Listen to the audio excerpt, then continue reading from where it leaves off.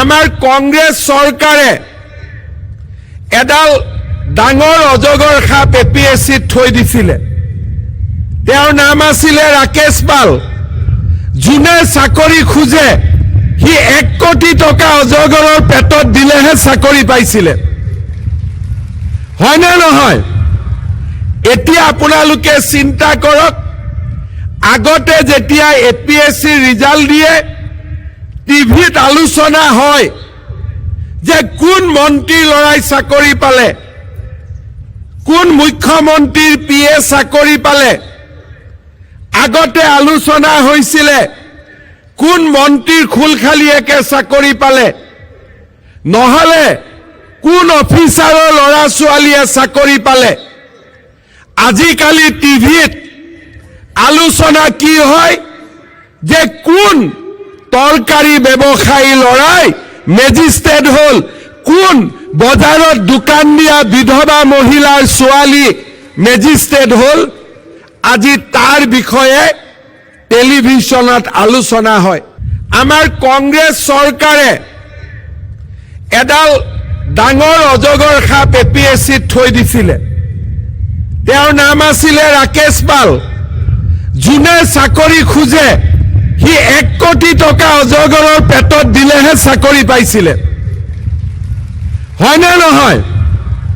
এতিয়া আপোনালোকে চিন্তা কৰক, আগতে যেতিয়া এপিএছচি ৰিজাল্ট দিয়ে টিভিত আলোচনা হয় যে কোন মন্ত্ৰীৰ ল'ৰাই চাকৰি পালে, কোন মুখ্যমন্ত্ৰীৰ পিএ চাকৰি পালে।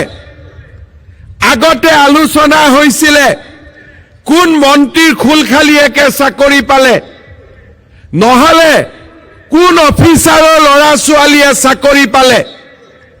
আজিকালি টিভিত আলোচনা কি হয় যে কোন তৰকাৰী ব্যৱসায়ী ল'ৰাই মেজিষ্ট্ৰেট হ'ল, কোন বজাৰত দোকান দিয়া বিধৱা মহিলাৰ ছোৱালী মেজিষ্ট্ৰেট হ'ল। আজি তাৰ বিষয়ে টেলিভিছনত আলোচনা হয়।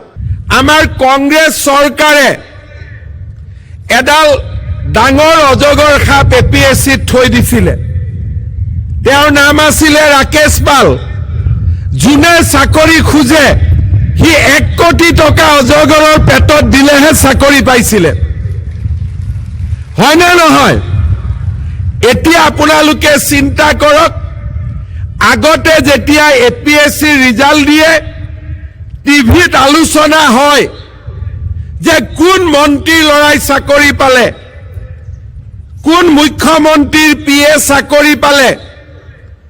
আগতে আলোচনা হৈছিলে কোন মন্ত্ৰীৰ খুলখালিয়েকে চাকৰি পালে, নহলে কোন অফিচাৰৰ ল'ৰা ছোৱালীয়ে চাকৰি পালে। আজিকালি টিভিত আলোচনা কি হয় যে কোন তৰকাৰী ব্যৱসায়ী ল'ৰাই মেজিষ্ট্ৰেট হ'ল, কোন বজাৰত দোকান দিয়া বিধৱা মহিলাৰ ছোৱালী মেজিষ্ট্ৰেট হ'ল। আজি তাৰ বিষয়ে টেলিভিছনত আলোচনা হয়।